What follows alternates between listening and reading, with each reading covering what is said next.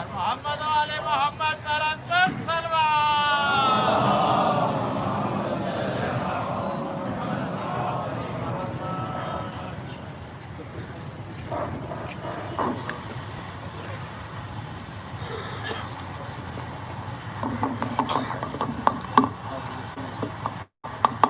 بر محمد آل محمد صلوات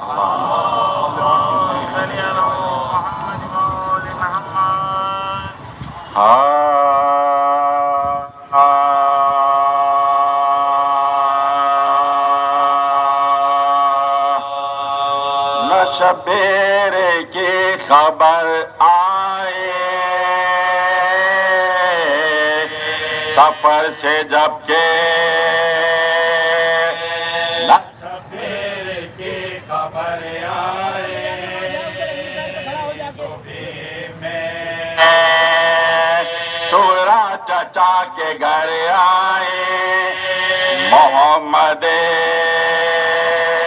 حنفی نے کہا کدھر آئے پکاری وہ کہ نہ اب تک امید بھر آئے چچا بتاؤ تو کس طرح دل کو چین ارے نہ آیا نہ خط آیا نہ حسین نہ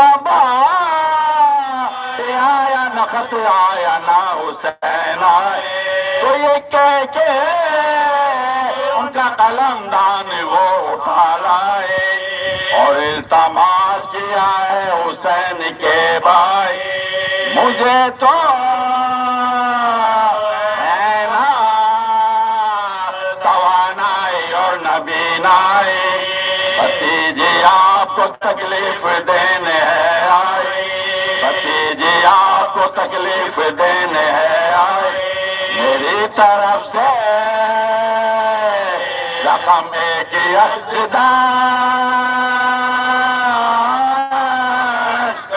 اے مگر کوئی نہ دقیقہ فروگزار کرو مگر کوئی نہ دقیقہ فروگزار کرو اٹھا کے کاغذ و خامہ کیا چچا نے مٹا میں لکھتا جاؤں تو بتلاتی جا حقیقت بولے بہت خوب ہے علی کے نام میں چاہتی تھی تم جیو ستو سیسا میں چاہتی تھی تم جیو ستو سیسا ایک طرف سے وہ القابل کو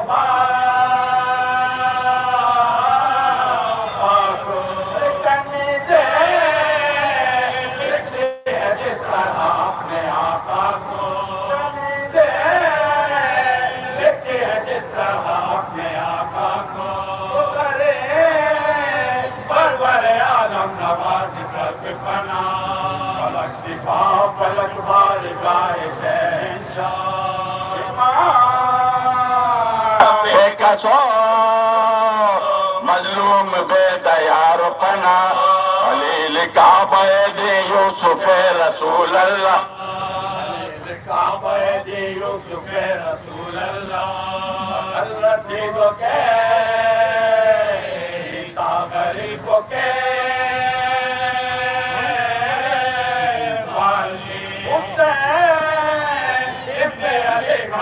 ذلہ العالی حسین ابن علی مدح ذلہ العالی وہ بنی ہے جان پہ سورہ کے اب دوا کیسی گلے میں پانی اٹکنے لگا غذا کیسی مسیح دور تازہ پاس پھر شفا کیسی ملک نے ڈالے میرے سر پہ یہ بلا کیسی صبر و حوصلہ باب فراق باقی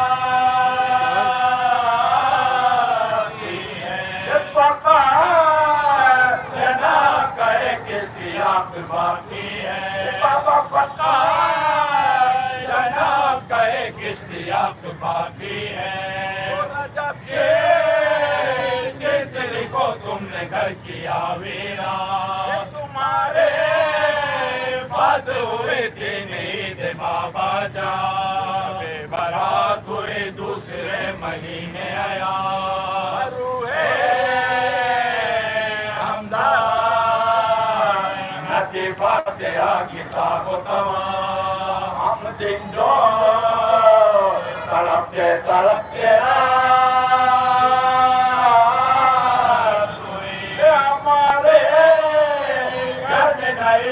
شبے برات ہوئی بابا ہمارے گھر میں نئی دے شبے برات ہوئی یوں گئے دن عید الفطر کا آیا گھران کر مجھے ہم جولیوں نے رلوایا کسی نے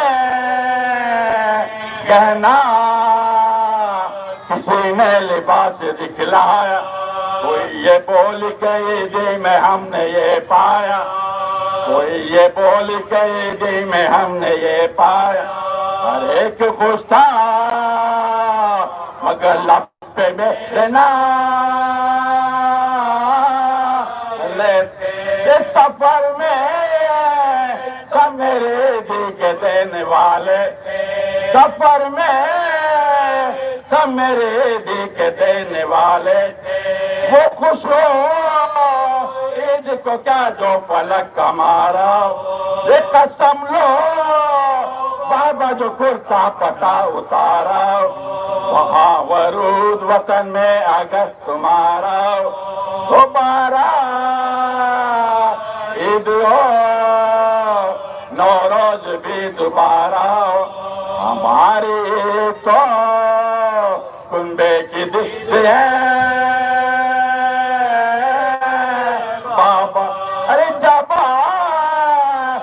آئے اسے روز عید ہے بابا جب آئے اسے روز عید ہے بابا تو پھپھی کے واسطے مضمون یہ کیجئے مر کو تم اپنے بھائی کی عاشق کو سب کو ہے مال یہ خواہ دیکھتے ہوں اب ہمیشہ میں مغموم کہ لاکھ تیرے ہیں اور ایک حسین کا حق کہ لاکھ تیرے ہیں اور ایک حسین کا حق جو دکھ پڑے تو علی کو پکاریا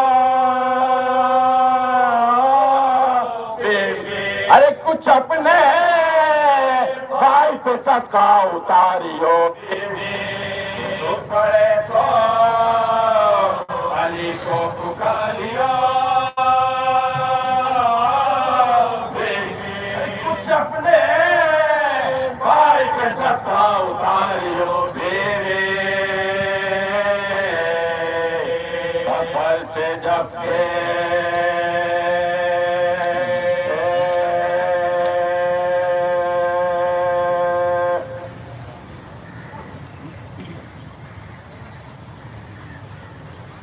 محمد والے محمد بلند تر صلوات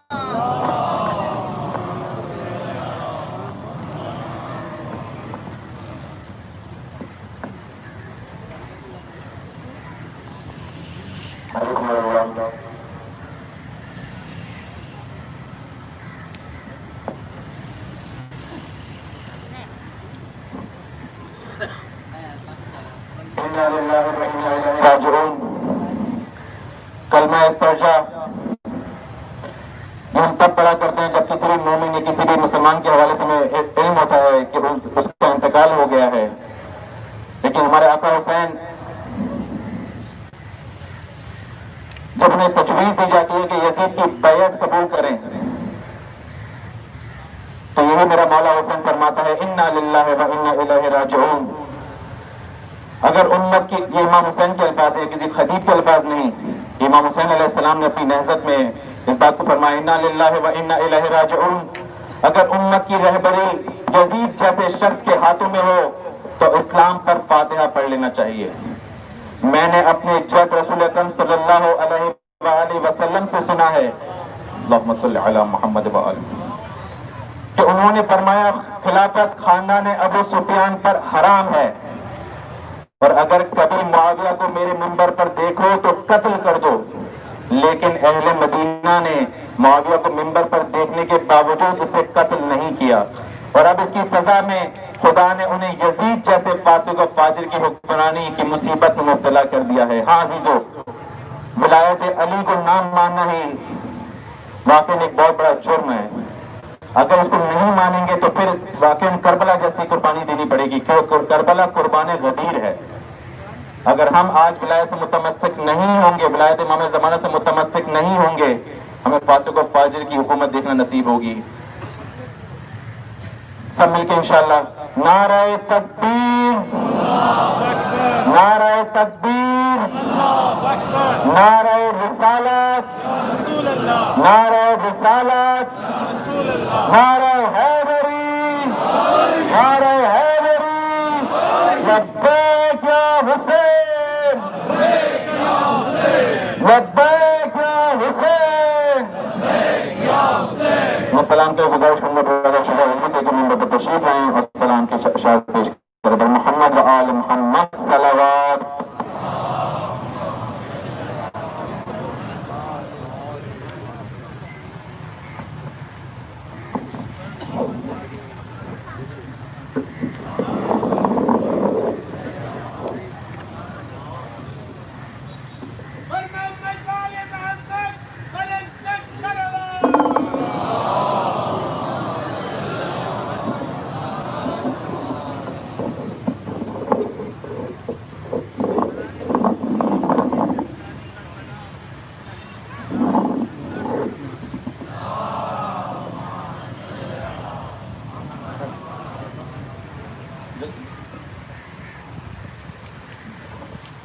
بڑا خوشنودی علی المتقین و حفظ جان اللہ عزت و آبرو کل مومن و مومنات بصلاح بلند سرایات.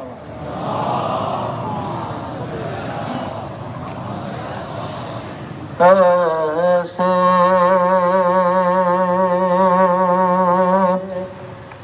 کرو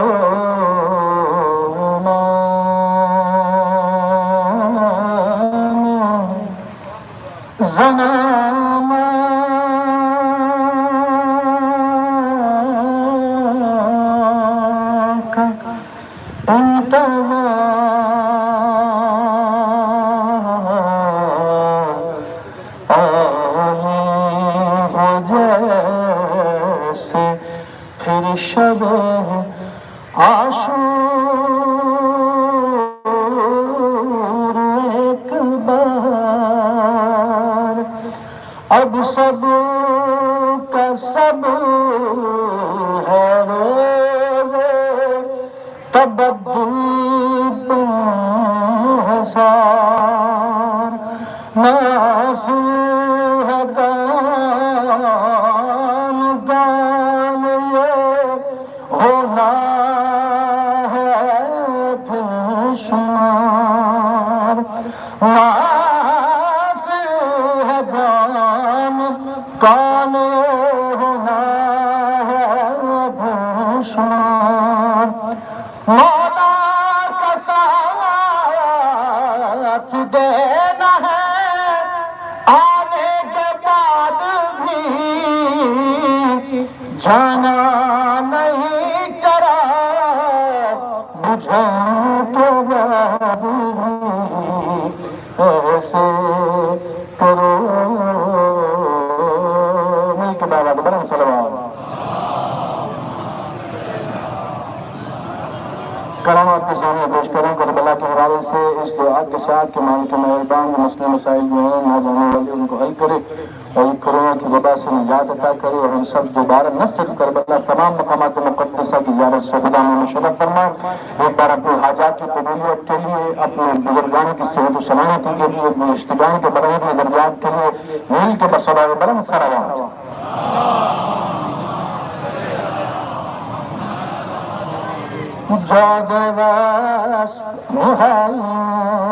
راستہ اور گھوڑا موجود ہے دیا تھا بروی آؤ تاکہ چلیں کربلا منتظر ہے کربلا ہماری منتظر ہے دیا تھا بروی جاد راست راست آواز میں آپ کی آنکھ سے آنسو نکلنا شروع ہوگا بس معصوم فرماتے جب دعا مانگو خود کو رونے پر مجبور کرو آپ کی آنکھ میں آنسو ہے آپ دعا مانگتے جاد راست راست دیا تھا بروی کربلا منتظر راست دیا تھا بروی راستہ ہم کو شہادت کا بہتر سے عزم کتنا ہے زخم علی اکبر سے خون کتنا ہے عباس دلاور سے ملا حوصلہ فوجوں کو ننھے علی اصغر سے ملا کتنے مولا کے احسان دیا تھا بروی کربلا منتظر ناس دیا تھا بروی راہ پر خار ہے دشوار ہے چلنے کے لیے کچھ سہارا نہیں گرتے کو سنبھلنے کے لیے منتظر خون ہے گردن سے نکلنے کے لیے گھوڑے تیار ہے لاشوں کو کچلنے کے لیے شہادت کے مہمان دیا تھا بروی کربلا منتظر ناس دیا تھا بروی وہ یزیدی جو تھے دنیا کی حوث کے مارے کر دیے دین کے حکام معطل سارے فرش پر ٹوٹے عرش خدا کے تارے خاکر خون غلطہ تھے وہ بکھرے پارے وہ کھلے ذات ہے قرآن دیا تھا بروی کربلا منتظر ناس دیا تھا بروی مرحبا اس دور پراشور میں ہماری کیا ذمہ داری ہے کوئی ایزا نہ پہنچ پائے نبی کے گھر کو راہ شبیر میں ہم اب بھی کٹا دیں سب کو تیر لگ جائے نا حرمل کالی اصغر کو کوئی برچھی نہیں لگ جائے علی اکبر کو جان پروار جو تم جان دیا تھا بروی کربلا منتظر ناس دیا تھا بروی قید خانے باپ کا سر بھی تسلی کے لیے پاس نہیں آج بچی کی مدد کے لیے پاس نہیں کب سے پیاسی ہے سکینہ تمہیں احساس نہیں وہ سزا دے کا زندان دیا تھا بروی کربلا منتظر ناس دیا تھا بروی منتقم گرب و بلا کا وہ ابھی آئے گا جو حسینی ہے وہ لشکر میں ابھی پہنچے گا کون اولاد کو نصرت کے لیے بھیجے گا کون اکبر کے کلیجے سے سنا کھینچے گا یہ حسینی کا ایمان دیا تھا بروی مرحبا آپ کو ذات کے پتھر سے بھیڑنا ہوگا آپ کو آرزوئے سر سے بھیڑنا ہوگا آپ کو نفس کے لشکر سے بھیڑنا ہوگا صرف باہر نہیں اندر سے بھی ہوگا باندھ لو جنگ کا سامان دیا تو بلابی نہ سوچیں کہ جب علامات بھورے ہوں گے کب ظہور ہوگا، بس مجھے ٹھیک ہونا ہے، بس یہ سوچیں کہ میرے امام میرا انتظار کر رہے ہیں. کیا ناصر مہدی حق جانب کعبہ جب چھوڑ کر دولت دنیا کی تمنا جب فیصلہ ہر کی طرح کر کے تو آجا منتظر تیرے غیبت مولا تجھ پہ قربان نہیں جان دیا تو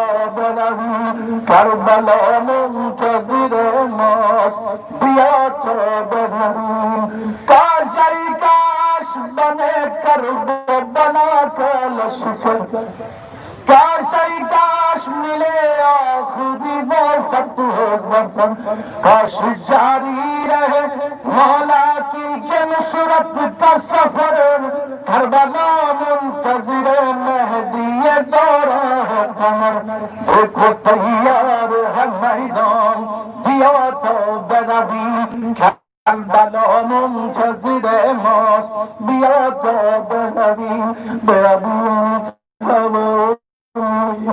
یا ابا عبداللہ میرے ماں باپ کا قربان یا ابا عبداللہ یا ابا عبداللہ برائے تعظیم ظہور منتقم کربلا بصلوات بلند صلوات اللہم صلی علی محمد و آل محمد عجل فرجہم. حضرت اللہ یہ کہ برادر تجاری نہیں جیسا کہ آپ کو معلوم ہے کہ ان مجالس آزاد عنوان افضلیت مولا علی علیہ الصلوۃ والسلام ہے. اس کے بارے میں چند اشعار حدود بحر میں اور عرصہ زمان میں نہیں حدود بحر میں اور عرصہ زمان میں نہیں علی کی مثل زمیں کیا آسمان میں نہیں. تیری نماز تیرے منہ پہ مار دے گا خدا تیری نماز تیرے منہ پہ مار دے گا خدا علی کا نام جو شامل تیری اذا میں نہیں. تمام عمر جہالت کی دھوپ میں چلنا تمام عمر جہالت دھوپ میں چلنا اگر تو علم محمد کے سائے پا میں نہیں. علی کا راز خدا جانے اور خدا کا علی بجز رسول کوئی اور درمیان نہیں. جیسے کہ موبائلہ کے حوالے سے بھی بات چیت چلی اس مجلس اعضاء میں. بس ایک علی ہے جو پیدا خدا کے گھر میں ہوئے بس ایک علی ہے جو پیدا خدا کے گھر میں ہوئے. قیام کا عیسیٰ کو اس مقام میں نہیں شرف قیام کا عیسیٰ کو اس مقام میں نہیں. ملتمس ہوں حجت الاسلام المسلمین مولانا شہنشاہ حسین نقوی صاحب سے کمنٹر پر تشریف رہیں اور بعنوان افضلیت مولا علی علیہ الصلوۃ والسلام کے حوالے سے اپنا رائج پیش کریں. پر محمد و آل محمد صلوات سب مل کے نعرہ تکبیر نعرہ تکبیر نعرہ رسالت نعرہ رسالت نعرہ حیدری نعرہ محمد و آل محمد صلوات.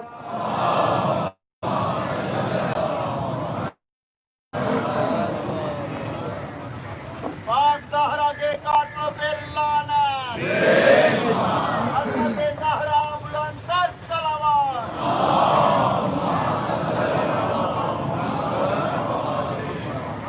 فاتحہ.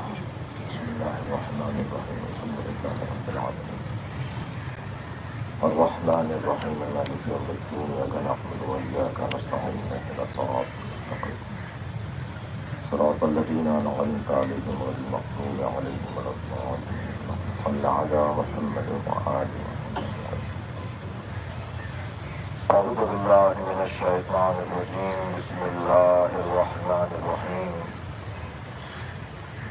الحمد لله الذي لا يبلغ مدحته القائلون ولا يهدى يحصي نعماءه العادون ولا يؤدي حقه المجتهدون الذي ليس لصفته حد محدود ولا نعت موجود ولا وقت معدود ولا أجل ممدود فترى الخلائق بقدرته ونشر الرياح برحمته والصلاة والسلام على الرسول المسدد المصطفى الأمجد المحمود الأحمد سيدنا ومولانا ومولى الكونين جد الحسن والحسين عاني بالقاسم محمد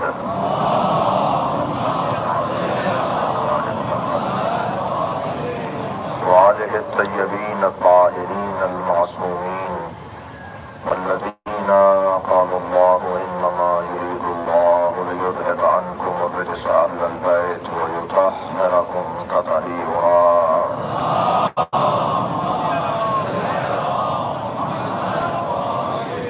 ولعنة الله على أعدائهم أجمعين من يوم عداوتهم إلى قيام يوم الدين. أما بعد، قال الحكيم في قرآن الكريم: بسم الله الرحمن الرحيم.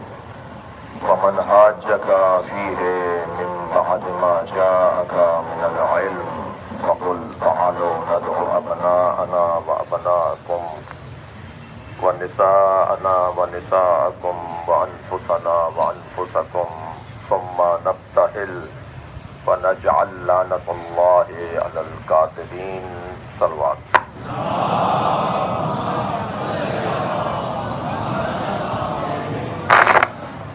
سورہ مبارکہ آل عمران آیت کا نشان ہے 61۔ اللہ اپنے اس کلام میں افضلیت اہل بیت کا اعلان کر رہا ہے۔ یہ اس ذات نے طے کر رکھا ہے کہ جہاں کمالات ہوں گے، جہاں رفعتیں ہوں گی، جہاں بلندیاں ہوں گی، جہاں عظمتیں ہوں گی، وہاں صدارت اہل بیت کی ہے۔ تمام تر کمالات کا مجموع نے اس گھرانے کو قرار دیا ہے۔ تمام تر کمالات کا مرکز اللہ نے اس گھرانے کو قرار دیا ہے۔ سال گزشتہ جن مفاہیم کو بیان کرنے کی کوشش کی، اس کا اگر چند لمحوں میں خلاصہ کیا جائے تو وہ یہ تھا کہ انسان کی سب سے بڑی فضیلت علم ہے۔ جو جتنا بڑا عالم ہوگا اتنا ہی بڑا بافضیلت ہوگا۔ انسان کی سب سے بڑی فضیلت اس کا ایمان ہے۔ جو جتنا بڑا مومن ہوگا اتنا ہی صاحب کمال اور عظمت ہوگا۔ انسان کی سب سے بڑی فضیلت تقویٰ ہے۔ اگر علم اور ایمان متقی نہ بنائے اور تقویٰ اس کا نتیجہ نہ ہو تو یہ انسان باکمال نہیں کہلایا جا سکے گا۔ اور علم اور ایمان اور تقویٰ اگر انسان کو جہاد تک نہ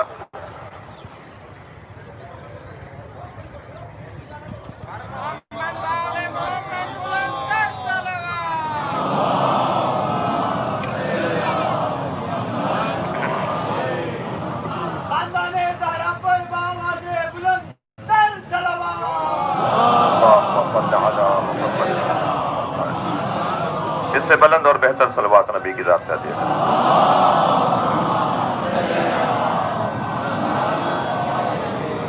اور کچھ بہتر صلوات نبی کی ذات کا دیا۔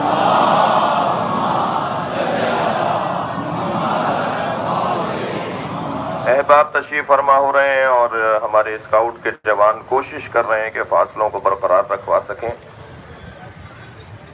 ایک اور صلوات نبی کی ذات پہ دیا۔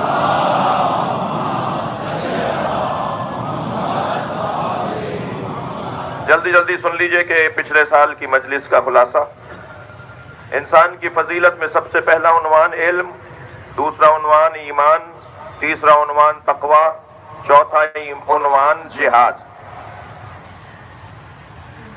علم انسان کو ایمان تک لے جاتا ہے اور ایمان کا تقاضا تقویٰ ہے اور تقویٰ کا تقاضا جہاد ہے، اور جہاد کا مطلب ہرگز اسلحے کے کھینچنے کو نہیں کہا جاتا، تلواروں کے تاننے کو نہیں کہا جاتا۔ جہاد کا پہلا مرحلہ اپنے آپ کو قابو میں لانا ہے۔ جو شخص خود کو قابو میں نہ رکھ سکے، جو 6 فٹ کے انسان پر ہی تسلط نہ پاتا ہو، وہ معاشرے پر کیا تسلط پائے گا؟ تو پہلا مرحلہ ہے جہاد، انسان اپنے آپ کو قابو میں لائے۔ صلوات پڑھے گا محمد وآلہ محمد۔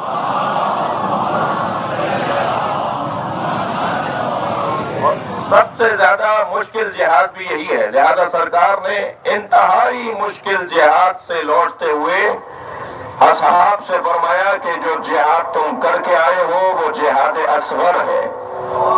کہا یا رسول اللہ اتنا مشکل جہاد اصغر؟ فرمایا اس سے بڑا جہاد یہ ہے کہ تم اپنے آپ سے جہاد کرو، اپنے آپ کو قابو میں رکھو۔ میرے محترم سننے والوں، میرا مضمون یہ نہیں ہے، میں تمہیدی چند جملے کہہ رہا ہوں اور گزشتہ سے آپ کو پیوست کر رہا ہوں۔ یہ بہت عام ہے کہ انسان دوسروں پر تو غور کرتا ہے مگر اپنے اوپر غور نہیں کرتا، اور اگر غور کرتا ہے تو آئینہ دیکھنے کی حد تک غور کرتا ہے، صرف چہرے کی تزئین و آرائش پر توجہ ہوتی ہے، جبکہ قرآن مجید نے ہمارے لیے ایک آئینہ بنایا ہے، اور آئینہ یہ بنایا کہ یا ایھا الذین آمنوا علیکم انفسکم، اے صاحبان ایمان تم پر تمہیں واجب کیا گیا ہے، تم اپنے اوپر غور کرو،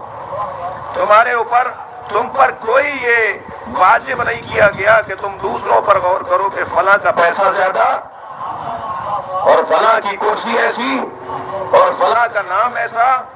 دنیا کا پیسہ زیادہ جاننا اور ان کے اوپر ٹو لگانا اور ان کے اوپر غور کرنا یہ اللہ نے ہم پر فرض ہی قرار نہیں دیا۔ جو ہمارا کام ہی نہیں ہے وہ کریں گے تو وقت کو زیادہ وقت کو ضائع کریں گے، وقت کا نقصان کریں گے۔ ہم پر ہمیں فرض کیا گیا ہے تم صرف اپنے اوپر غور کرو کہ تم کیا ہو، کہاں تھے، کہاں ہو، کہاں جاؤ گے۔ عزیزان گرامی، افضلیت اہل بیت ایک مسلم عقیدہ ہے، اور کسی چیز کے مسلم ہونے کے تقاضے میں زور سے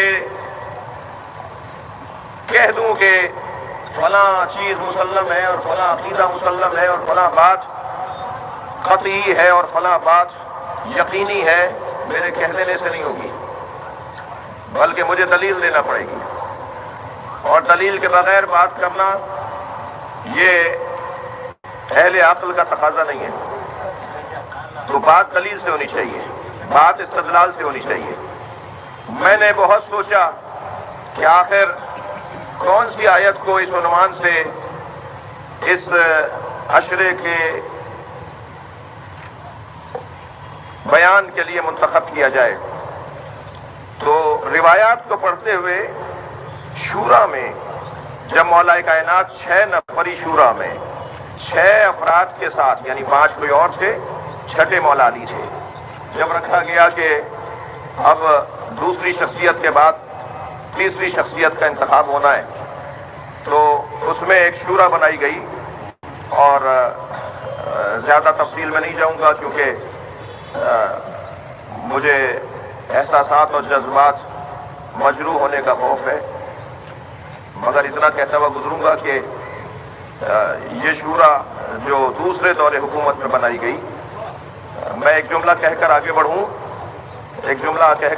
اور آپ کی توجہات کو مبذول کروں اپنی طرف، اور آپ کی توجہات تاریخی شخصیات ہیں۔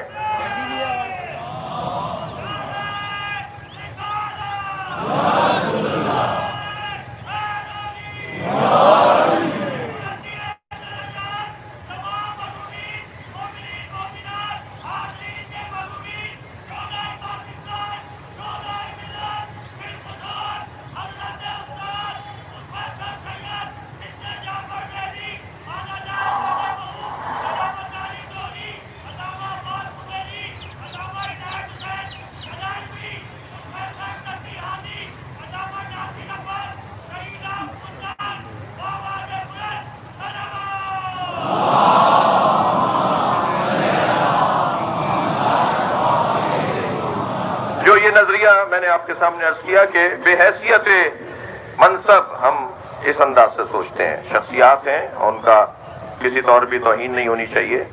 وہ جو شورا 6 رکنی شورا تھی جس میں مولا کائنات بھی ان 6 میں سے ایک تھے، اس میں مولا نے جب بات آئی کہ کون خلیفہ بنے گا تو مولا نے ایک خطاب اس میں فرمایا۔ وہ خطاب کا یہ چند جملے ذرا سن لیجئے۔ حضرت نے فرمایا فقال اللہ 6 کے 6 5 افراد سے مخاطب ہوئے، 6 مولا تھے، میں تم 5 کے 5 کو اللہ کی قسم دے کر پوچھتا ہوں۔ یہ مولا کائنات کے الفاظ ہیں جو سوائق محرقہ کے اندر ابن حجر نے لکھے ہیں، اور سوائق محرقہ آپ کو معلوم ہے کتاب وہ کتاب ہے کہ جو لکھی گئی ہی تشیع کے خلاف ہے، یعنی شیعت کے خلاف لکھی گئی ایک بہت مضبوط کتاب میں مولا کائنات کا یہ فرمان موجود ہے۔ جلد صفحہ نمبر 75 کے اوپر، اور طب قدیم اگر طب جدید میں جائیں گے تو یہ دوسری جلد آئے گی۔ پرانی جلد جو ایک جلدی تھی اس کے اندر یہ 75ویں صفحے کے اندر یہ روایت موجود ہے۔ مولا کائنات فرماتے ہیں میں نے یہ آیت کو انتخاب کی، اس کا جواب دینے جا رہا ہوں۔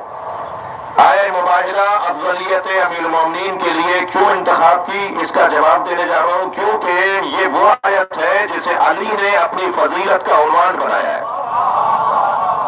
خود مولا کائنات نے جو فخر سے کہا ہے کہ اس آیت کا مصداق میں ہوں، اس آیت کا مصداق میرے گھر والے ہیں، میری زوجہ ہے، میرے بچے ہیں۔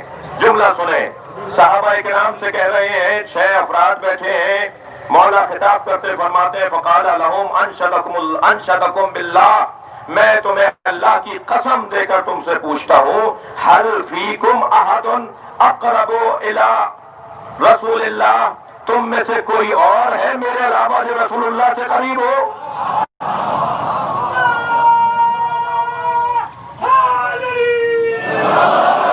اللہ اکبر۔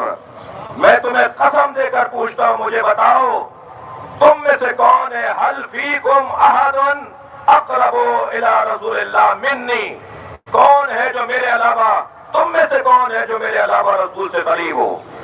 ومن جعلہ صلی اللہ علیہ وآلہ وسلم نفسا، مجھے قسم اللہ کی تمہیں دے کر پوچھ رہا ہوں، مجھے بتاؤ کہ تم میں سے کون ہے جسے نبی نے میرے علاوہ اپنی جان بنایا ہو، اپنا نفس قرار دیا ہو۔ وَأَبْنَاءَهُ أَبْنَاءَهُ، اور نبی نے میرے بیٹوں کو اپنا بیٹا کہا ہے، اور نبی نے میرے گھر کی عورت کو اپنے گھر کی سب سے بڑی عورت جانا ہے۔ تم میں سے کون ہے؟ خاموش ہو گیا مجمع۔ حضرت نے فرمایا مجھے جواب چاہیے، اس سے پہلے میں بات آگے نہیں کروں گا، مجھے اس کا جواب دو کہ کون ہے تم میں سے مجھ سے زیادہ یہ فضیلت رکھنے والا؟ قالوا اللہم لا، یا علی ہم اللہ کی قسم کھا کے کہتے ہیں اس فضیلت میں آپ کے علاوہ کوئی اور نہیں ہے۔ صلوات پڑھیں گے محمد و آل محمد۔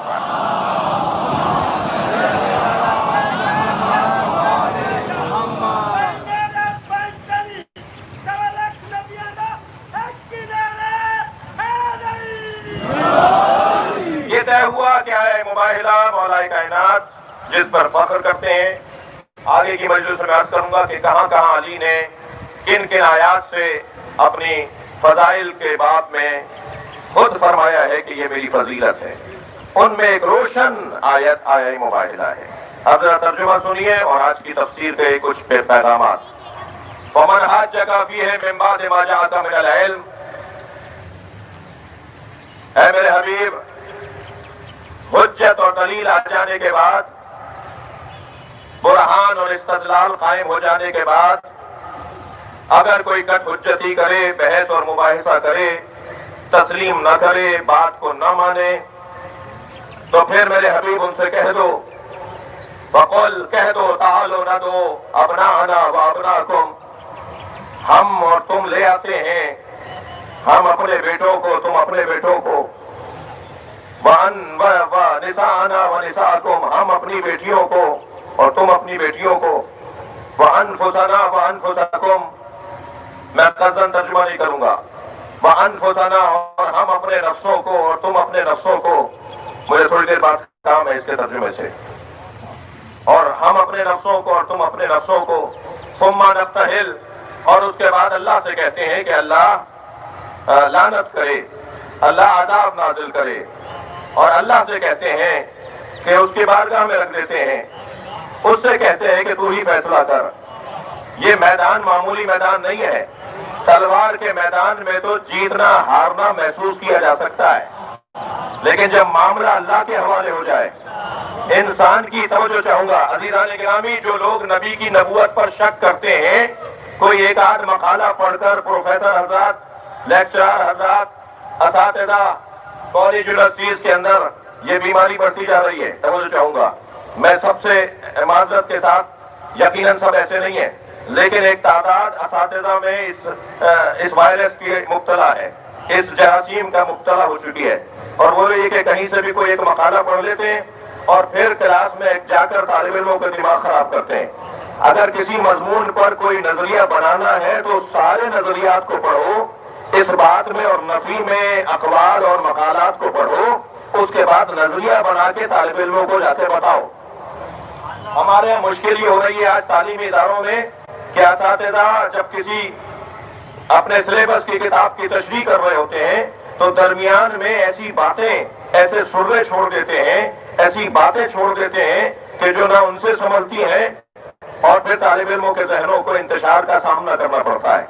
کچھ ہمارے درمیان، اسی پاکستان کے اندر کچھ ہمارے درمیان ایسے افراد ہیں جو نبی کی نبوت پر مستشرقین کے نظریات کو پڑھ کر بچوں کے ذہن کے اندر ایک شک کی کیفیت ڈال دیتے ہیں۔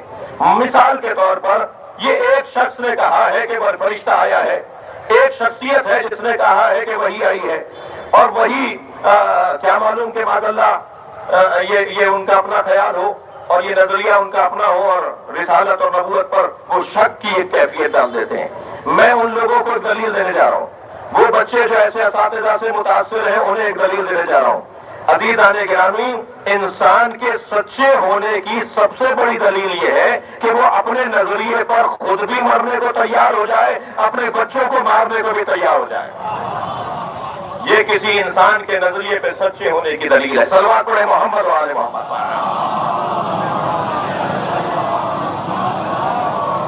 لہذا مباہلے میں نبی مکرم نے اگر صحابہ اکرام کو پیش کیا ہوتا، سرکار نے اگر ازواج کو پیش کیا ہوتا، سرکار نے اگر ان نسبی سببی رشتوں کو پیش کیا ہوتا، معاف کیجیے گا، تو کہا جاتا کہ دوسروں کو مروانے لے گئے، معاذ اللہ، یہ تو عذاب آئے گا، جھوٹے میں تو عذاب آنا ہے۔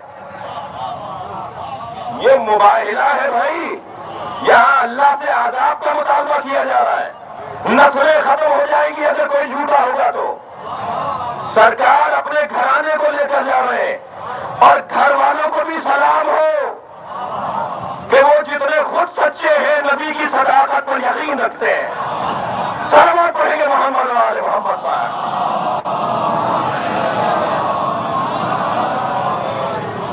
لہذا لے کر کس کو گئے ہیں؟ گنجائش بہت تھی، جہاں وہ پیغامات ہیں کہ افضلیت ثابت ہو رہی ہے، وہاں یہ بھی تو پیغام ہے کہ سرکار اپنے گھر والوں کو پیش کر رہے ہیں مرنے کے لیے۔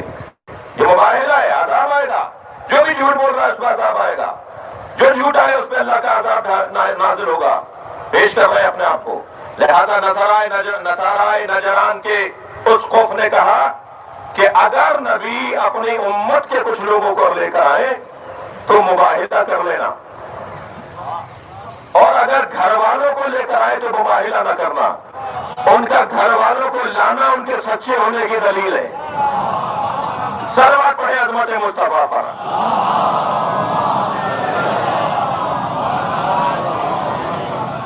آپ نے دیکھا سرکار اس میدان کے اندر کس انداز سے قرآن پکار کے کہہ رہا ہے، اے میرے حبیب ان سے کہو کہ نہ تو ابنانا، ہم اپنے بیٹوں کو لاتے ہیں، تم اپنے بیٹوں کو لاؤ۔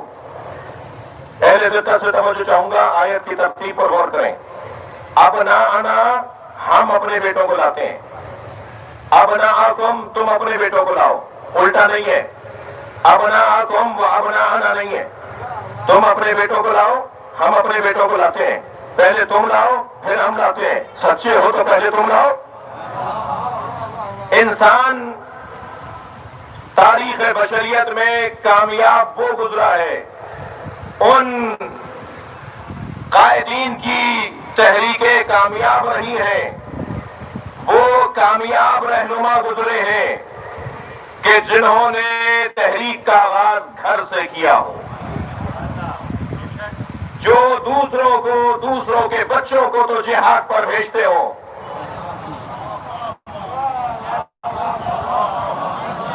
مگر خود کبھی جہاد پر گئے ہو اور نہ ہی اپنے بچوں کو جہاد پر بھیجا ہو، تو نہ ایسے جہاد میں برکت ہوتی ہے نہ ایسے ملک میں برکت ہوتی ہے۔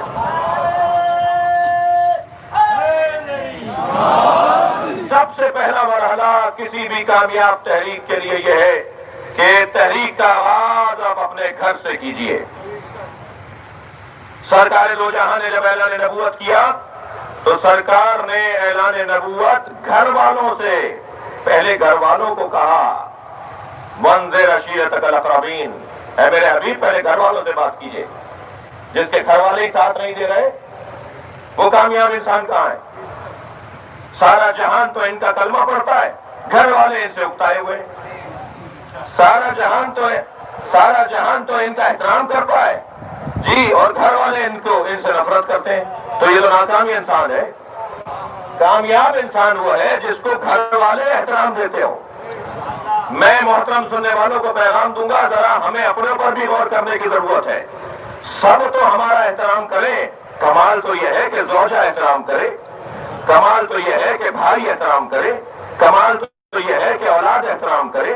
اگر اولاد ہی اکتائے ہوئے ہو، پریشان ہو کہ کب ان کا دم نکلے گا، کب یہ مریں گے، یہ باہر چلے جائیں تو بہت اچھا ہے، گھر میں آ جانے پہ پریشانی بڑھ جاتی ہو، باہر جانے پر خوشیاں بڑھتی ہو کہ اچھا ہے کچھ دیر کے لیے چلے گئے۔ بعض لوگوں کو تو اولادیں مسجد بھیجتی اس لیے کہ چلے جائیے نماز پڑھنے کے لیے، اتنی دیر تک ہی گھر میں سکون رہے۔ تو یہ تو کامیاب انسان نہیں ہے، یہ تو انتہا ہی ناکام انسان ہے جس کے گھر والے اس کا ساتھ نہیں دے رہے۔ قربان جائیں عظمت مصطفیٰ پر، جب سرکار نے اعلان نبوت کیا تو گھر والوں میں زوجہ نے پہلے کلمہ پڑھا اور بھائی علی نے پہلے کلمہ پڑھا۔ زوجہ کلمہ پڑھ کر بتا رہی ہے سچا نبی ہے، اور بھائی علی کلمہ پڑھ کر بتا رہا ہے کہ سچا نبی ہے۔ گھر سے آغاز تبلیغ، اور گھر والے اتنے سچے ہوں اور گھر والے اتنا یقین رکھتے ہوں اپنے بڑے کے اوپر کہ وہ مرنے کو تیار ہو جائے اس کے کہنے پر۔ مباہلہ موت کی دعوت تھی، مباہلہ آسمان سے اللہ کی طرف سے آنے والا ایک ایسا عنوان تھا کہ جس کے بعد بچے گا کوئی نہیں۔ ثم نبتہل، پھر ہم مباہلہ کریں گے، مگر مباہلے سے پہلے کیا کریں؟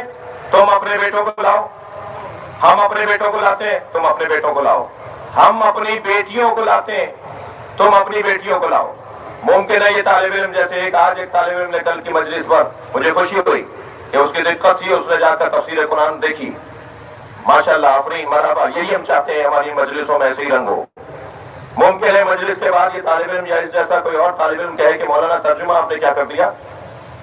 آیت تو کہہ رہی ہے نساء کا لفظ ہے اور نساء تو عورت کو کہتے ہیں، ترجمے میں آپ نے کیوں بیٹی کہہ دیا؟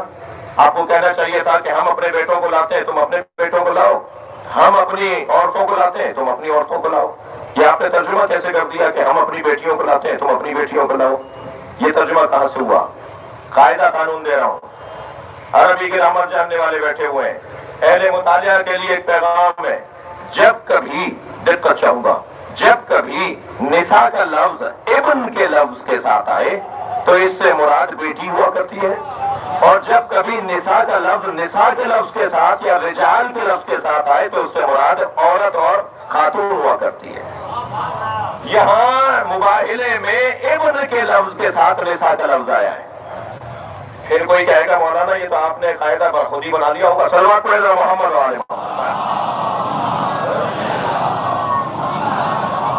تو قاعدہ اگر ہے تو کوئی دلیل دیجئے، تو میں قرآن مجید کی آیت پڑھ دیتا ہوں۔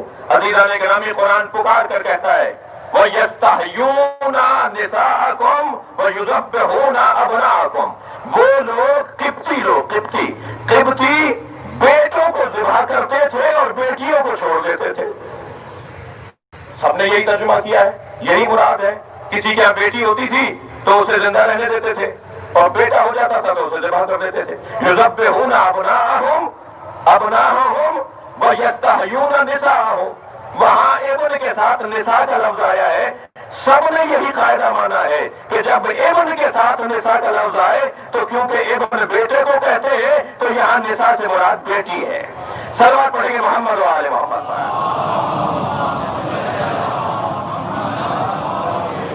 اور اگر رجال کے ساتھ نساء کا لفظ آئے گا عربی گرامر کے اندر تو پھر وہاں مراد عورت ہے۔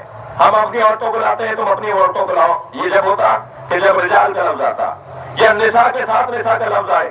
اہل دقت سے توجہ چاہوں گا، کیا کہا ازواج رسول سے کوئی بھی بیوی افضل نہیں ہے۔ بہت عمدہ بات ہے، اس لیے کہ قرآن کی آیت ہے النبی اولی بالمؤمنین من انفسہم وازواجہ امہاتہم، میرا نبی تمام مومنین پر مولا ہے اور نبی کی زوجائیں امت کی مائیں ہیں۔ یہ طے شدہ یہ آیت قرآنیہ ہے، سورہ احزاب کی آیت ہے۔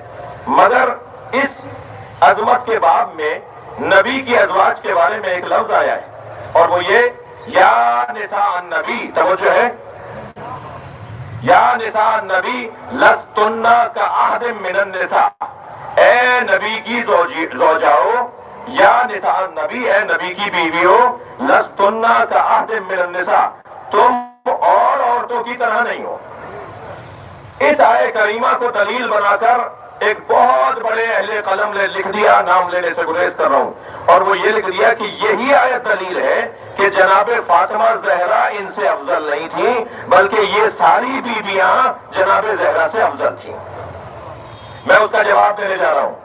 پہلی بات تو یہ کہ قرآن مجید کی بہت روشن آیت موجود ہے، قل لا اسألکم علیہ اجرا الا المودۃ فی القربى، اے میرے حبیب ان سے کہہ دو مجھے رسالت کی اجرت کچھ نہیں چاہیے سوائے یہ کہ میرے قربا سے مودت کریں۔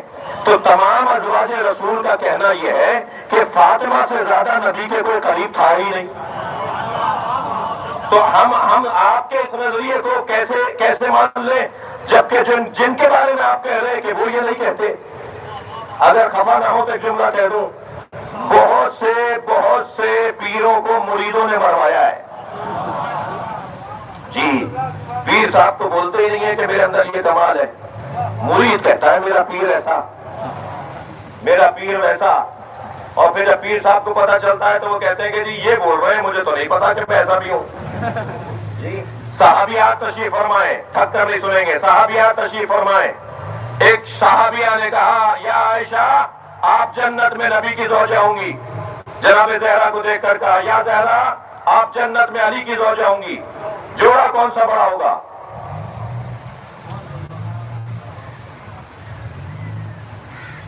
یہی ہے آپ یا کہیں اور ہے؟ محمد و آل محمد پر افضل صلوات۔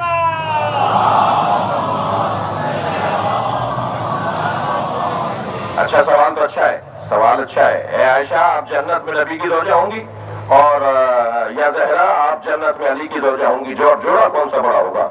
تو جناب عائشہ سے سوال کیا گیا تھا نا، تو بی بی کو ہی جواب دینا تھا۔ تو بی بی ام المؤمنین نے جواب دیا کہ یا فاطمہ لیتنی کنت شعرۃ راسک، اے فاطمہ کاش میں تمہارے سر کا ایک بال ہوتی۔ یہ تو بھائی میرے برابر کہہ رہی ہے، صلوات علی محمد و آل محمد۔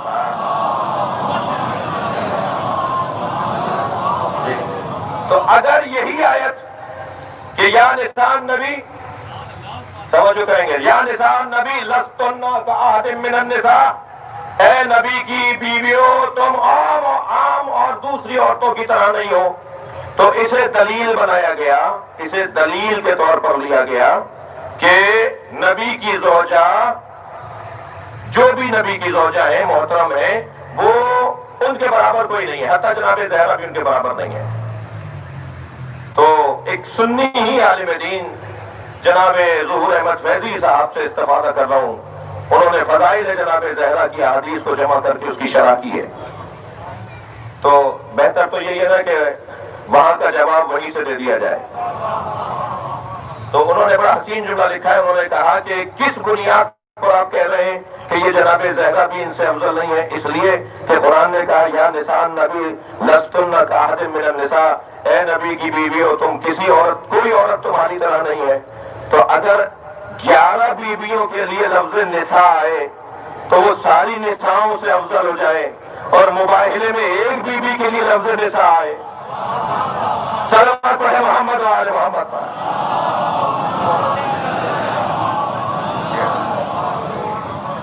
وَنِسَاءَنَا وَنِسَاءَكُمْ، ہم اپنی بیٹیوں کو لاتے ہیں، تم اپنی بیٹیوں کو لے کر آؤ. وَأَنفُسَنَا وَأَنفُسَكُمْ، ترجمہ یہی کیوں لکھ دیا کہ ہم اپنے نفسوں کو لاتے ہیں، تم اپنے نفسوں کو لاؤ. یہ تو عربی ہے، اردو میں ترجمہ کیجئے نا. ہم اپنے نفسوں کو لاتے ہیں، تم اپنے نفسوں کو لاؤ. تو دو ترجمے کیے ہیں جنہوں نے مہربانی فرما دی ترجمہ کرنے کی. ایک تو یہ ترجمہ کیا کہ ہم خود آتے ہیں، تم خود آؤ. جی، انفسنا وانفسکم، ہم خود آ جاتے ہیں، تم خود آ جاؤ. اگر یہ ترجمہ بھی مان لیا جائے، علمی بحث ہو رہی ہے بھائی، اور اس کے علاوہ کچھ اور مطلب نہیں ہے. اگر یہ ترجمہ بھی مان لیا جائے کہ ہم خود آتے ہیں، تم خود آ جاؤ، تو سرکار خود تو آئے، پھر علی کی عنوان سے آئے. تو ماننا پڑے گا جو خود کو علی کہے اور علی کو خود کہے. یہ کتنا بڑا عنوان فضیلت ہو جائے گا. اور بعض لوگوں نے ترجمہ کیا کہ یہاں ہم اپنے جیسوں کو لاتے ہیں، تم اپنے جیسوں کو لاؤ. تو یہ اس سے زیادہ فضیلت بن جائے گی. بھائی امت کا ایک بہت بڑا طبقہ ہے جو نبی کو اپنے جیسا بولتا ہے. نبی نے بھی کسی کو کہا اپنے جیسا؟ سب کہتے رہو کہ تم نبی جیسے ہو، نبی نے صرف علی کو کہا یہ مجھ جیسا ہے.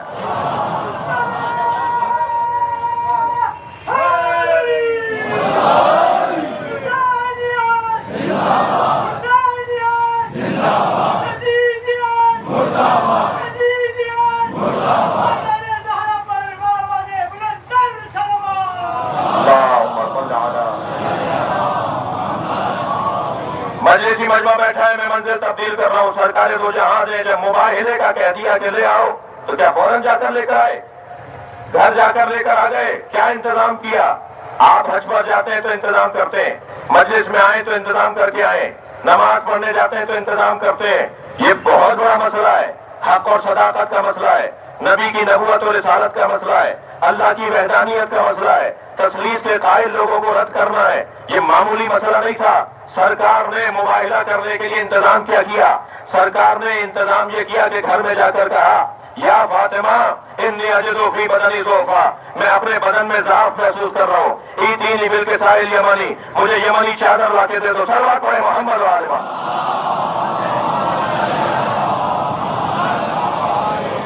یہ مباہلے کے ساتھ حدیث کے ساتھ تعلق، شان نزول حدیث کے ساتھ اور آئے مباہلہ کی تفسیر حدیث قصہ کے ساتھ جڑی ہوئی ہے.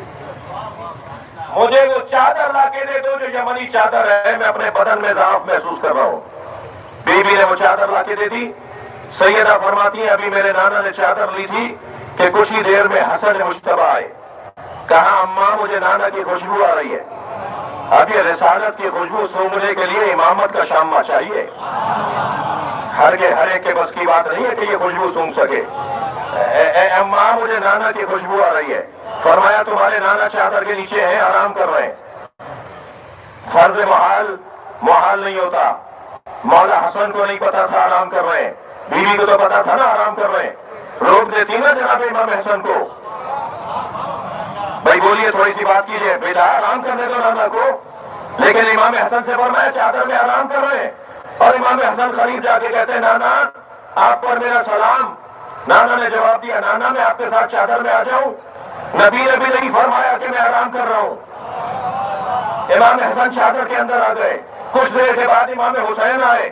یہی سوال کیا جو امام حسن نے کیا تھا. بی بی بتا دیتی کہ نانا آرام کر رہے ہیں.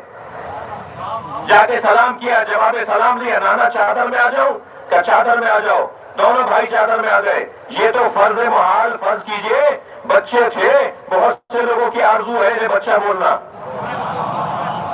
لیکن میں تو بڑا عجیب خیال کا آدمی ہوں. نبی نے ان دونوں کو جنت کے جوانوں کا سردار کہا ہے، اور جب بول رہے تھے یہ دونوں بچے تھے. صلوات پڑھے محمد و آل محمد پر.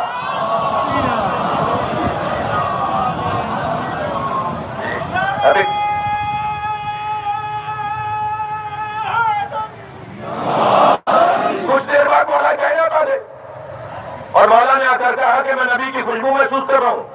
فرمایا نبی آپ کے دونوں بچوں کے ساتھ چادر کے نیچے ہیں. انہیں بھی نہیں روکا جناب زہرا نے. مولا کائنات بھی چادر میں آ گئے.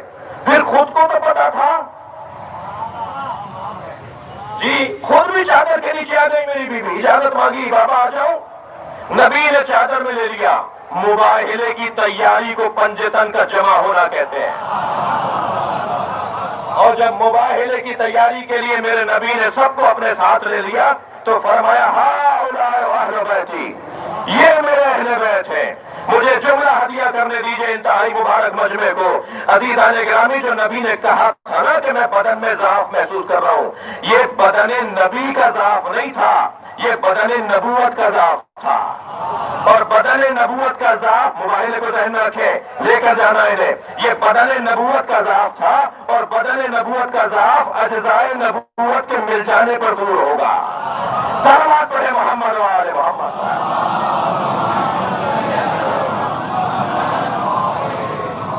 سرکار دو جہاں نے پنجتن کا اجتماع کیا. نقن صاحب کی روح شاد ہوگی، ان کا ایک جملہ ہدیہ کر دیتا ہوں. گھر میں تو بہت تھے، سرکار کے گھر میں شخصیات موجود تھیں، مگر بڑے بڑے مفسروں نے لکھا ہے کہ فضائل اہل بیت کے باب میں اس آیت سے بڑی آیت نہیں ہے. عظمت اہل بیت کے باب میں اس آیت سے بڑی آیت نہیں ہے. مسلم جس آیت کی بنیاد پر نبی نے اپنے اہل بیت کا تعارف کروایا. بہت لوگ تھے گھر میں، سب کو پتا ہے کتنے لوگ تھے، مگر انہیں چادر میں نہیں بلایا. اور اگر جناب ام سلمہ نے آنے کے لیے اظہار کیا، خواہش کی کہ میں بھی چادر میں آ جاؤں، تو کونا کھینچ کے فرمایا نبی نے. وہ کونا ہٹا رہی تھی اندر آنے کے لیے، سرکار نے چادر کا کونا کھینچ کے فرمایا انت علی الخیر، تم خیر پر ہو مگر اہل بیت میں نہیں ہو. تو نقل صاحب کا بڑا حسین جملہ ہے، وہ فرماتے ہیں کہ نبی مکرم نے اینٹوں کے گھر میں جب چادر کا گھر بنایا تو یہ گھر اتنا مضبوط ہوا کہ قیامت تک زندہ رہے گا. اور پھر انہیں مباہلے میں لے کر گئے، اور مباہلے میں جانے کی ترتیب بھی یہی ہے. یہ صداقت رسالت مصطفیٰ کا منظر ہے جسے میدان مباہلہ کہا جاتا ہے. سرکار پہنچے ہیں مباہلے میں، انداز دیکھیے کیا ہے. بات آگے بڑھے گی آئندہ کی مجلسوں میں. آج کی مجلس میں مکمل مضمون آپ کے ہاتھ میں آ گیا. مجھے انفسنا پر غور کرنا ہے آئندہ کی مجلسوں میں. سرکار نے گود میں امام حسین کو لیا، انگلی پکڑوائی امام حسن کو. جی انگلی پکڑی نہیں ہے، بچے کی انگلی پکڑ کے نہیں چلتے. آپ لوگوں کے گھر میں بچے ہیں، بچے کو انگلی پکڑوائی جاتی ہے، بیٹا انگلی پکڑ لو. جو منظر تاریخ نے لکھا ہے وہ بیان کر رہا ہوں میں، یہ کوئی خطابت نہیں ہے. سرکار دو جہاں نے اپنی انگلی پکڑا دی امام حسن کو. کیا خوب جملہ کہا ہے میرے ایک بزرگ نے کہ انگلی اس لیے پکڑوائی ہے، انگلی اس لیے نہیں پکڑی ہے کہ جس کے جانے کا خوف ہی نہ ہو. انگلی پکڑوائی امام حسن کو، گود میں لیا امام حسین کو. عقب میں ہے جناب زہرا، ان کے عقب میں ہے مولا کائنات. یہ قافلہ چلا ہے، میدان مباہلہ میں داخل ہو رہا ہے. ادھر وہ کھڑے ہوئے دیکھ رہے ہیں کہ آ کون رہے. طے کر دیا تھا کہ اگر امت کو لے کر آئیں گے تو مباہلہ کریں گے، لیکن جب انہیں آتے ہوئے دیکھا تو ان کا جو بڑا بیٹھا ہوا تھا اس نے کہا خبردار مباہلہ نہ کرنا، میں ایسے چہرے دیکھ رہا ہوں. یہ جملے میرے نہیں ہیں، ہر تاریخ لکھنے والے نے لکھا ہے. کوئی ایسی سنی بھائی کی کتاب نہیں ہوگی جس میں یہ جملے نہ ہو. اس نے کہا میں ایسے چہرے دیکھ رہا ہوں، اگر یہ پہاڑ کو حکم کرے نا تو پہاڑ اپنی جگہ سے ہٹ جائے. کم سے کم عیسائیوں نے ولایت تکوینی اہل بیت کو مان لیا تھا، یہ مسلمان اگر شک کر رہا ہے اگر اس پہاڑ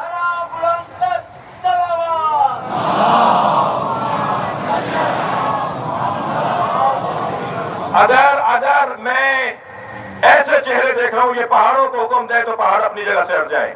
ان سے مباہلہ نہ کرو. آگے بڑھ کے کہا ہم آپ سے مباہلہ نہیں کریں گے، ہم جزیہ دے کر واپس جانے کو تیار ہیں. بات بھی نہیں مانی، مباہلہ بھی نہیں کیا، معافی مانگ کر چلے گئے. نسل مسیحیت ختم ہو جاتی، مسیحی برادران مٹ جاتی، مسیحی برادری ختم ہو جاتی، اس لیے کہ مباہلہ اہل بیت کے ساتھ ہے. بات بہت ہے یہاں کرنے کو، مگر مجھے ایک گلہ و شکوہ بھی مجلس کے اختتام پہ کرنا ہے. اور مجھے مصائب بھی پڑ رہے ہیں. عزیزان گرامی، مسیحی برادری ختم ہو جاتی اگر مباہلہ کر لیتی. کم سے کم اتنا مسیحی سمجھدار تو تھے. کبھی فائدہ بھی اٹھا لیا انہوں نے کہ آج تک زندہ ہے. لیکن وہ لوگ کیسے تھے کہ جو مختلف میدانوں میں علی کے مقابل آتے رہے.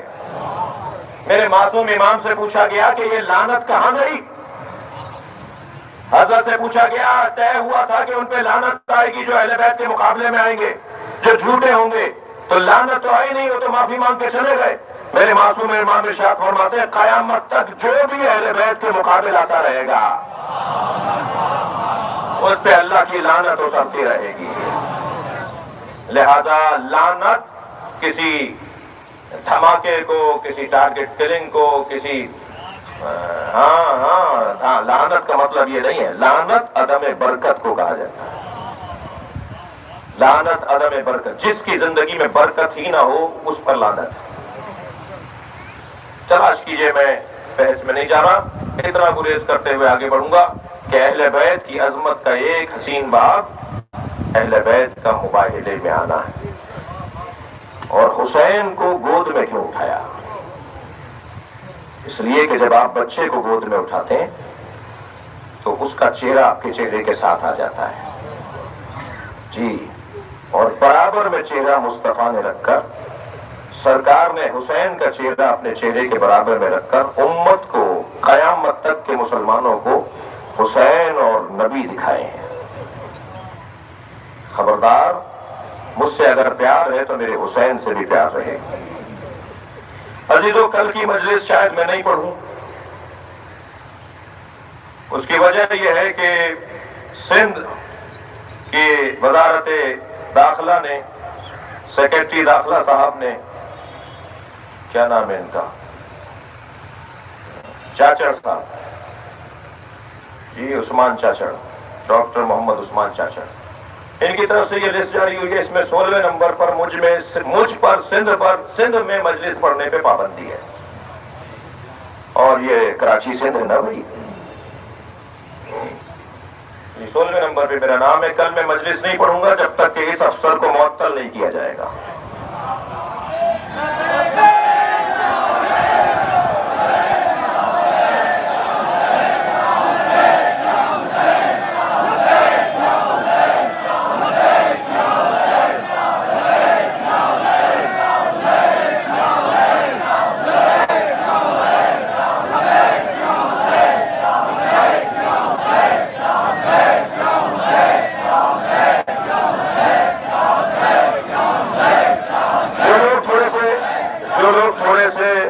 شاید مجھ سے راضی نہیں ہے، وہ یہی چاہتے ہیں میں نہیں پڑھوں. تو پھر سب کیوں نہیں لبیک یا حسین بول رہے ہیں آپ؟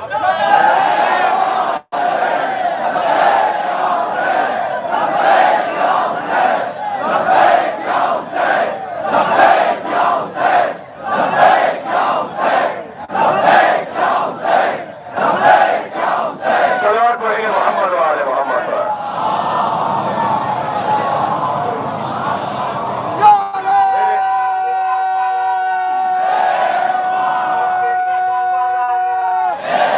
پاکستان کے ریاستی اداروں سے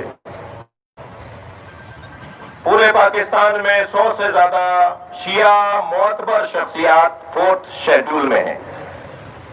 سندھ میں کوئی 18 کی تعداد میں پڑھے لکھے معتبر مختلف اضلاع میں شخصیات 4تھ شیڈول میں ہیں.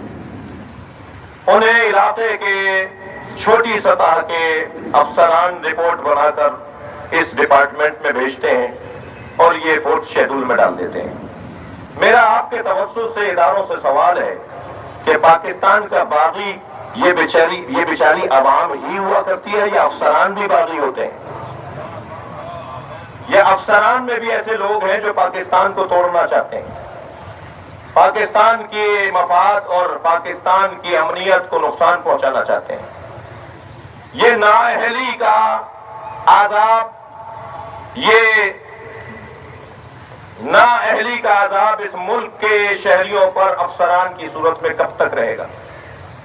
جب آپ کی ریاست کو، جب آپ کے ملک کو ہماری ضرورت پڑتی ہے، ہمارا ملک ہے، ہماری ریاست ہے، جب پاکستان کو، ہمارے ملک کو مجھ جیسے مولویوں اور علماء کی ضرورت پڑتی ہے تو آپ عوام اور اپنے درمیان ہمیں خدمات کے لیے یاد کرتے ہیں، ہر میٹنگ میں بلائے جاتے ہیں، ہر جگہ اچھا مشورہ دینے اور لینے کے لیے بلائے جاتے ہیں، لیکن جب بات آتی ہے ایام ازا کی اور امام حسین کے ذکر کی، اور جب بات آتی ہے ہمارے حقوق کی، اس میں چوتھا نام علامہ ساجد علی نقوی کا ہے۔ سارے گدے گھوڑے باندھ دیے، اس میں تکفیری لوگوں کے نام بھی ہیں، مگر میں اپنی تذلیل محسوس کر رہا ہوں۔ جتنا موجودہ ریاست کے ساتھ، جتنا موجودہ حکومت کے ساتھ تعاون مجھ جیسے لوگوں کا میرا رہا ہے، مجھے کہنے دیجئے، اتنا ہی شاید کسی اور کا رہا ہو، میں تذلیل محسوس کر رہا ہوں اس طرح سے نام ڈالنے پر۔ یہ کیا ہے؟ یہ کیا ہو رہا ہے؟ آپ کو یہ خیال نہیں ہے کہ کون محب وطن ہے اور کون فسادی ہے؟ آپ شاید لسٹ بھی نہیں پڑھتے ہیں جس پر آپ سائن کر رہے ہوتے ہیں۔ اگر اتنی نااہلی ہے تو آپ کو حق نہیں پہنچتا اس کرسی پر بیٹھنے کا۔ اور میں پاک محرم والے انتظام کر لیں، اور مجھے شرم آئے گی اگر انہوں نے کسی اور کو میری جگہ بٹھایا۔ یہ مجلس کل منعقد ہونے سے پہلے معافی نامہ آنا چاہیے، اس شخص کی معطلی ہونی چاہیے، اور میں تو باب العلم میں بھی مجلس نہیں پڑھوں گا، میں تو ڈیفینس میں بھی مجلس نہیں پڑھوں گا۔ پھر علی متقی جعفری صاحب کے امام بارگاہ میں نجم الحسن صاحب پہ انتظام کر لیں، اور یقیناً اگر قوم اس انداز سے معاملات کو لے گی تو کبھی ہماری عزت بحال نہیں ہو سکتی۔ یہ مت بولیے آج اتوار کا دن ہے، تمہارے باپ کو ضرورت پڑتی ہے تو تم اتوار کے دن آفس کھول لیتے ہو۔ اس لیٹر کو واپس کیا جائے، معافی مانگی جائے، توہین کا ازالہ کیا جائے، ورنہ جو میری قوم میں نوکر ہوں، اب تک 16 ادارے پاکستان میں بنا چکا ہوں، اسی چوہے اور چھپکلی اور بلی کی اور جانوروں کے گھر میں رہتا ہوں۔ بہت پہلے اپنا اچھا مکان بنا سکتا تھا، گاڑی بھی قرضے پر لے کر چلاتا ہوں، اس لیے کہ پورے ملک میں پھرتا ہوں۔ فقیروں کی اولاد ہو، کسی ماتمی ہو، عزادار ہو، خاندانی عزادار لوگ ہیں، اور مجھے کسی کو تعارف کروانے کی ضرورت نہیں ہے۔ میرے عزیز یہاں بیٹھے ہیں، خاندانی طور پر ہمیں جاننے والے بیٹھے ہوئے ہیں۔ شرم آ رہی ہے پاکستان میں بیٹھے ہوئے ایسے افسران کی کرسیوں پر بیٹھنے پر۔ ذمہ داران سن رہے ہیں، انتظام کریں، کل میں دیکھتا ہوں کہ کیا ہوتا ہے۔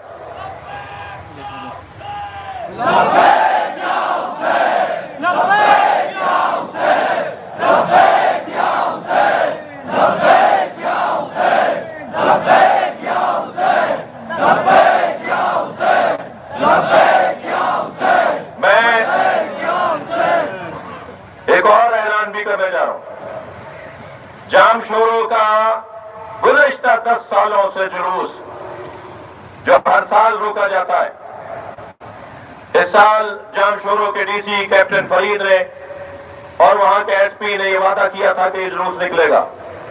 وہاں چند زر خرید لوگ، تکفیری لوگ، فسادی لوگ، جنونی لوگوں نے پریس کانفرنس کر کے کہا ہے کہ ہم جلوس نہیں نکلنے دیں گے، اور اس کی بنیاد پر جام شوروں کی انتظامیہ نے پھر لیت و لال سے کام لینا شروع کر دیا ہے۔ اگر جام شوروں کا جلوس 7 محرم کو نہیں نکلا اور ہمیں 2 دن پہلے یقین نہیں دلایا تو میں خود جام شوروں میں جلوس میں شرکت کے لیے جاؤں گا، اور جلوس نکلے گا۔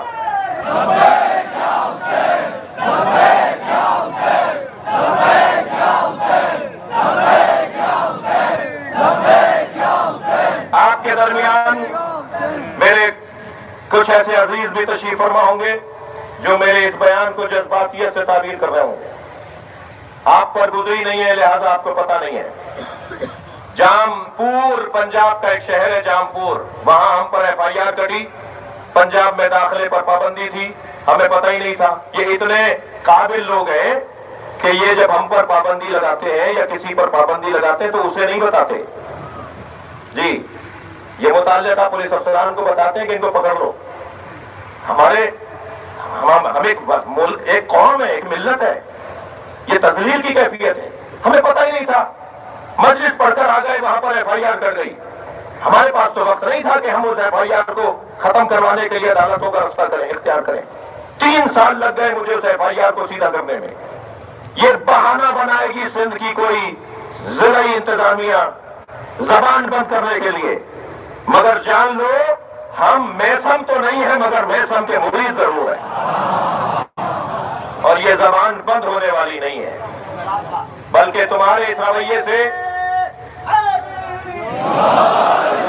रवैये से माहौल खराब होने की तरफ जाएगा। मोटा सा, सीधा सा, रोशन सा मुतालबा है ये चाचड़ को मुअत्तल किया जाए और इस नोटिफिकेशन का इजाला किया जाए। मुझे तो ताज्जुब हो रहा है, मुराद अली शाह साहब, नासिर शाह साहब, वकार मेहदी साहब और आज इदारों के लोगों से भी हमने राब्ता किया है। कोर कमांडर साहब तक बात पहुंचाइए कि क्या मजाक हो रहा है। मगर मैं तो पहले नहीं था, मजलिस तो थी। मैं आइंदा नहीं होऊंगा, मजलिस होगी, मजलिस तो नहीं रुकेगी। और इमाम का जिक्र तो इरादा परवरदिगार है, सैयदा की दुआ है, रोने वालों के आंसुओं को लेने के लिए आई हुई है। रिवायत कहती है फी यदिहा खिरकतुन, सैयदा के हाथ में एक रुमाल होता है। तसुम्मु दुमू अल बाकीन, और रोने वालों के आंसुओं को जमा करती हैं और कहती हैं तूबा लकुम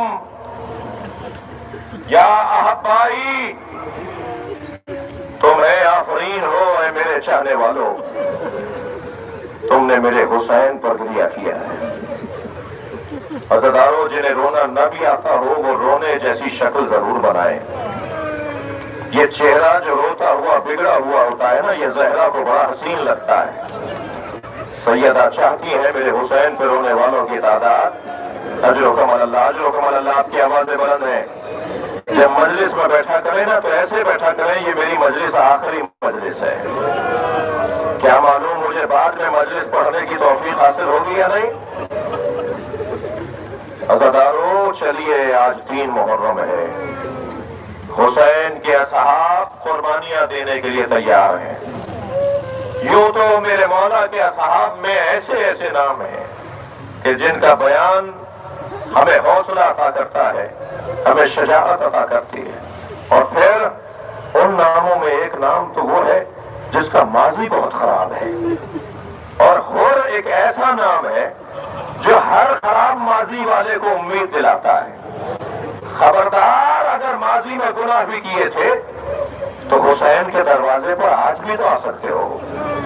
कल जब हुसैन जैसा माफ किए, जब कल हुर जैसे को हुसैन माफ कर सकते हैं, तो आज क्या मुझ गुनाहगार को हुसैन माफ नहीं कर सकते। ये दरवाजा तो हर आने वाले हुर के लिए खुला हुआ है।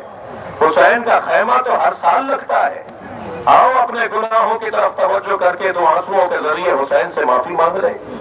हुसैन मौला करीम का नवासा है, माफ करने वाला वजूद है। हुर का बेटा अली कहता है मैंने देखा मेरा बाबा हुर सारी रात जागता रहा, और खैमों के दरमियान कभी दाएं और कभी मशरिक और कभी मगरिब। तो हुर का बेटा अली इब्ने हुर कहता है कि बाबा आपको परेशान महसूस कर रहा हूं। तो कहने लगा जरा कान लगा के हुसैनी खैमों की तरफ से आने वाली आवाजों को सुनो। तुम्हें कोई आवाज आ रही है? कहा बाबा आवाज आ रही है। क्या आवाज आ रही है? कहा बाबा आवाज आ रही है अलाताश, हाय प्यास। बाबा छोटे छोटे बच्चे पानी मांग रहे हैं। कहा बेटा ये मैं ही तो हूं जो इन्हें यहां लेकर आया हूं, ये आज प्यासे मेरी वजह से हैं। ऐ मेरे लाल, मैंने इन्हें प्यासा किया है। मैं खुद को जन्नत और दोज़ख के दरमियान देख रहा हूं। जहां खड़ा हूं वो दोज़ख है और वो जो हुसैनी खैमे है वो जन्नत है। मैं वहां जाना चाहता हूं। सुबह नमूदार हुई, घोड़े को पानी पिलाने की गरज से तराई पर गए और फिर रवाना होने लगे खयाम हुसैनी की तरफ। तो पीछे किसी के दौड़ने की आवाज आई। जब मुड़कर देखा तो बेटा अली आ रहा था और اور یہ کہتا ہوا آ رہا تھا بابا فرزند زہرا کی خدمت کا وقت ہے. بابا آپ اکیلے کیسے جا رہے ہیں؟ بابا مجھے بھی زہرا کے بچوں کی خدمت کو لے چلیے. اپنے ساتھ اپنے بیٹے کو لیا, سر سے امامہ اتارا, کہنے لگے اے بیٹا میرے سر سے امامہ اتار دو. امامہ تو عزت دار لوگ پہنتے ہیں, میں نے تو اپنی عزت وہیں ختم کر دی تھی جب میری وجہ سے زینب کے رونے کی آواز آئی تھی. اجرکم اللہ, اجرکم اللہ. ایک مرتبہ اور امام حسین کے خیمے کی طرف روانہ ہوا, اور آتے ہوئے امام حسین نے ہور کو دیکھا تو آواز دی عباس, علی اکبر, قاسم, آؤ میرا مہمان آ رہا ہے. اور امام نے گلے لگایا, آواز دی مولا کیا میری بخشش کا کوئی امکان ہے, میری لیے کوئی معافی کی گنجائش ہے؟ امام نے فرمایا اور انتا حر فی الدنیا والآخرہ. ہوا علی اور ابن یزید رہائی, اور جب اس نے سینکڑوں دشمنوں کو فنار کر کے زخموں کی تاب نہ لاتے ہوئے زمین کربلا پہ گھوڑے سے گرنا چاہا, صاحبان اولاد بیٹھے ہیں مجلس میں, آپ کی اگر اولاد اس کیفیت میں آپ کو بلا پکارے تو آپ کتنی جلدی پہنچیں گے اس کی مدد کے لیے؟ ہور کے بیٹے نے جب باپ کو مدد کے لیے پکارا تو کتنی جلدی ہور پہنچا ہوگا, مگر آپ کی آنکھوں میں آنسو آ جائیں گے یہ جملہ سن کر. جیسے ہی ہور پہنچا نا اپنے بیٹے کے لاشے پر, کیا دیکھا حسین پہلے سے موجود ہے, ہور کے بچے کا لاشا اپنی اٹھایا ہوا ہے, اور جملہ یہ کہا اور جوان بیٹے کی میت باپ نہیں اٹھاتا. میں رونے والوں سے کہوں گا چلو حسین کی خدمت میں. جب علی اکبر کا لاشا اٹھا رہے تھے کون تھا جو حسین سے کہتا اداکاروں برابر میں ایک برقع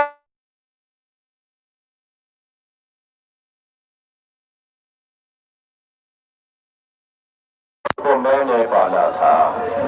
الا لعنت اللہ علی قوم الظالمین فسیعلم الذین ظلموا ای منقلب ینقلبون.